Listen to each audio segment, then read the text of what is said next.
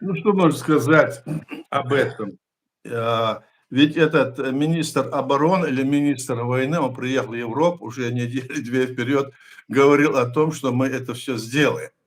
А потом Трамп, видимо, там немножко перехитрил или переиграл, мол, поеду туда, посмотрю, дать, чтобы там себе дать как бы возможность свободно говорить, и чтобы дать Путину какие-то там, ну, возможности, чтобы он отошел и начал что-то, какие действия принимать в мирном разрешении этого вопроса.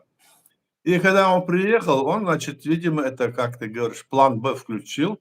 Все, дадим томагавки, будем помогать, мы не оставим Украину. И вот такая ситуация. Тот Путин испугался раскачиваться, весь там какой-то у него такой вариант был, туда-сюда качает с ноги на ноги.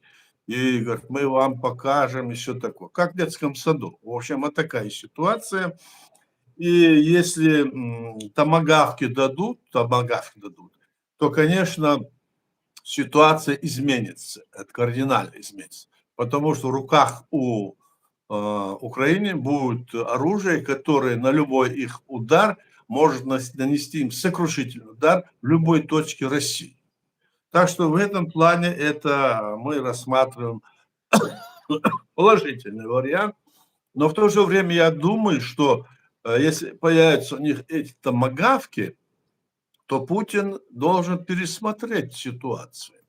И, Мгм. может быть, как раз это и есть давление, которое, имея эти томагавки, он, значит, прямо уже будет знать, что ответка будет. Если ответка будет, то, значит, он не будет вот так вот себе, значит, буянит. Выскочил, там убивает, здесь убивает, везде мирных людей убивает, и никакого стыда. Он это делал и у нас против нас, в Чеченской Республике, сколько людей он покалечил, сколько людей обвинил в том, что он говорит, что они террористы, бандиты.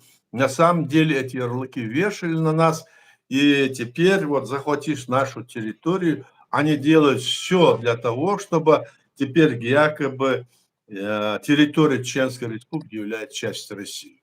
К сожалению, большому многие, значит, скажем, политики или блогеры, или, значит, СМИ, когда говорят о нападении России на, скажем, страны выше Советского Союза, они теперь стали опускать, скажем, вопрос, не говорить, умалчивать вопрос о том, что на Чеченскую республику Ичкерии напали. Вот на днях выступал вот блогер Гордон, он там говорил все правильно, все, но начал говорить, вот они напали на Грузию, Украину, а про Чеченскую республику он забыл.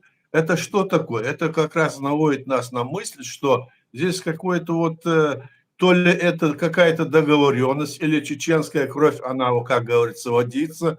Почему такая идет вот пропагандистская, значит, линия? Откуда она взялась? Кто это сказал? Или можно сдать, если мы боремся за справедливость, то мы должны бороться правильно.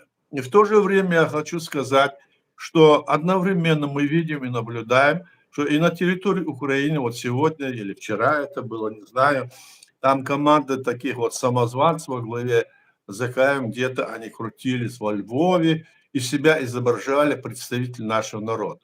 Я смею сказать, что эти люди не являются представителями нашего народа, у них нет никаких мандатов. Неужели нельзя спросить у этих людей, кто вы?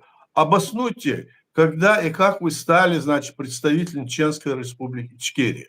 И что меня удивляет, то, что они ездят везде, там по Европе, еще где-нибудь, даже где-то в Америке, как бы перцы выступают, но спросите хоть один раз, покажите, кто вы такие. Есть ли у них основания говорить от имени чеченского народа? Нет и не было. Начиная с 2007 года особенно не было. А до этого они вели тоже античеченскую, антигосударственную политику и вели они ее в пользу Кремля. Могут ли эти люди вести какую-то положительную, знаешь, лепту внести в оборону и защиту Украины? Нет. Если это завтра выяснится, что они самозванцы, и что у них нет никаких оснований, кто это делает? Вот это